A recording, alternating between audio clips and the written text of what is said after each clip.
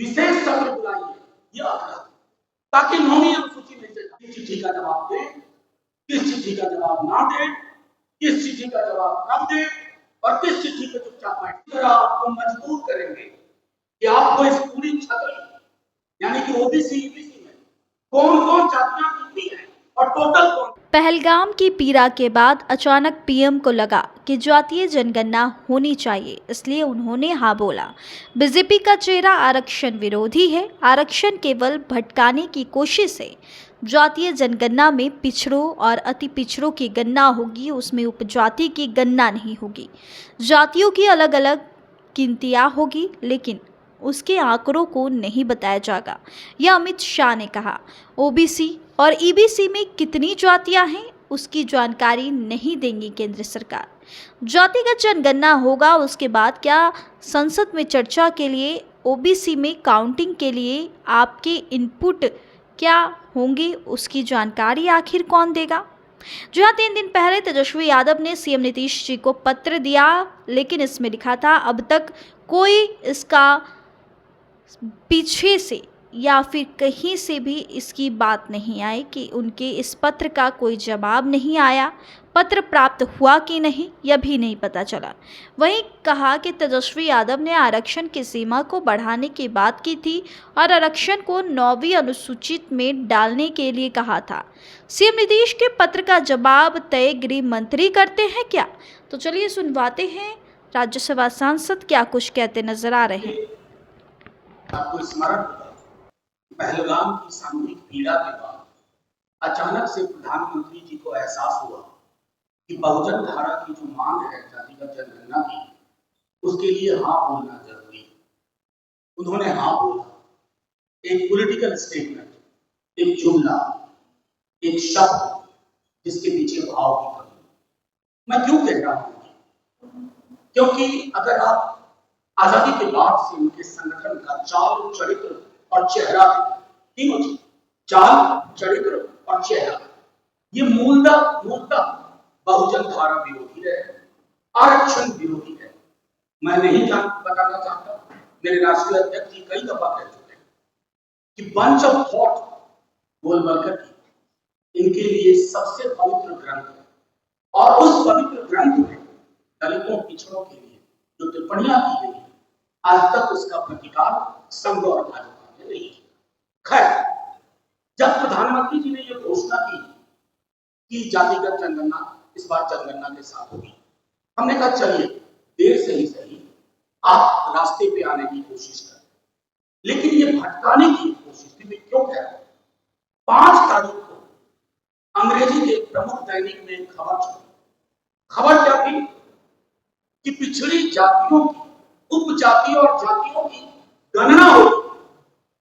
जातिगत जनगणना में पिछड़ी जातियों, अत्यंत पिछड़ी जातियों की जाति और उपजाति की गणना होगी, लेकिन वो जातियों की गणना अलग अलग होगी। उसको ओबीसी की छतरी के नीचे नहीं बताया जाएगा। कहने का तात्पर्य ये कि ओबीसी की कुल आबादी कितनी है ये नहीं बताया जाएगा। क्या ये छलावा नहीं है, धोखा नहीं है पिछड़ी, अत्यंत पिछड़ी जातियों के साथ? आखिर डर किस बात का है? संविधान की धारा 340 के तहत सोशल एजुकेशनल बैकवर्डनेस, सामाजिक शैक्षणिक पिछड़ापन परिभाषित होता है।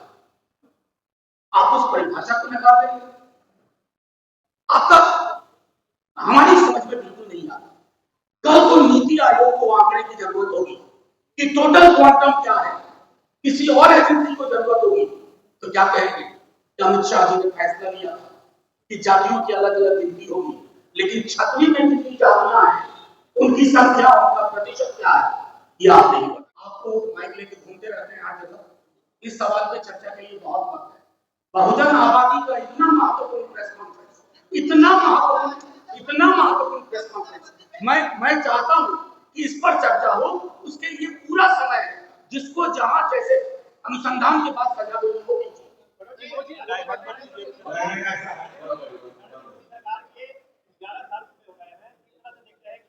मैं देखिए, अव्वल तो क्लासरूम में होंगी और वो अच्छे स्टूडेंट नहीं है तो नंबर तो दूंगा नहीं।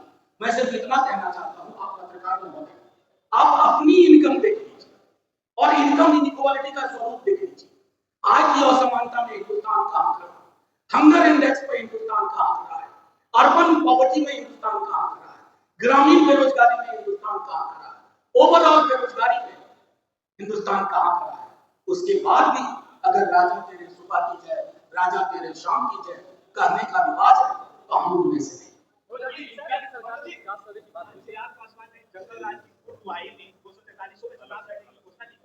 आपसे विशेष आग्रह करता हूं, सुबह भी बात की है इंडिविजुअली मैंने मीडिया से, लेकिन आज की प्रेस कॉन्फ्रेंस इस बहुजन सरकार के विषय महती विषय पर आने दीजिए, क्योंकि मोदी जी की सरकार रोड ब्लॉक ला रही है कास्ट सेंसस के नाम नहीं। आप देखिए थोड़ा टाइमलाइन मिस कर रहे हैं। 11 में हुआ, 14 में प्रधानमंत्री जी आए, डेटा कॉलोनी में 1.5-2 साल का वक्त लगता है। आप थोड़ा गूगल करिए। मेरा सवाल था कई बार पार्लियामेंट में, उन आंकड़ों का क्या हुआ? जैसा उधर आपने कहा, उन्होंने मुझको जवाब दिया कि आंकड़े करप्ट हो गए। मैंने काउंटर सवाल किया, आंकड़े में करप्शन है या आंकड़े में करप्शन है? ये फर्क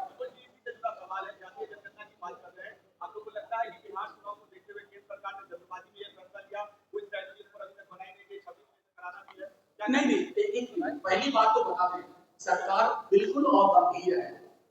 27 से कट ऑफ रखा है। आप सोच रहे हैं हम लोग 25 के जून की 9वीं तारीख इस बात का डिले, पूरी दुनिया में ऐसा सब रुक गया नहीं। आपकी मंशा स्पष्ट नहीं है। जब आपने देखा कि धारा ये बलवती हो रही है, आपने एक शब्द का करवाएंगे, क्या क्या करवाओगे? इस सेंसस पे विमेन रिजर्वेशन है, इस सेंसस पे कास्ट सेंसस है, कास्ट सेंसस पे रिजर्वेशन क्वांटम बढ़ना, कास्ट सेंसस पे प्राइवेट सेक्टर रिजर्वेशन है, कास्ट सेंसस पे समानुपातिक प्रतिनिधित्व है, इससे डिलिमिटेशन है। एक बास्केट में इतनी सारी चीजें हैं और सरकार की कोई क्लैरिटी नहीं। मैं तो सिर्फ ये चाहूंगा कि 11वीं वर्षगांठ होना है, केक काटने से पहले कलेजे पे हाथ रखें और सोचें इतनी बेईमानी के लिए क्या क्या करना पड़ता है।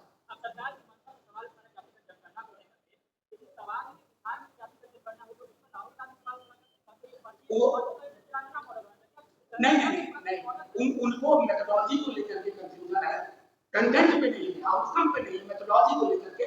मेथोडोलॉजी पूरी की पूरी पड़ी हुई है, कोई भी देख ले।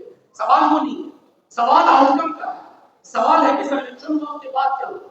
सवाल ये है कि जब उच्च न्यायालय ने रोक लगाई तो कहा कि एक सर्वे होना चाहिए ताकि कहां संस्थाओं और संस्थानों में किस जाति का कितना प्रतिनिधित्व है। इसके लिए रॉकेट साइंस के ज्ञान की जरूरत नहीं है।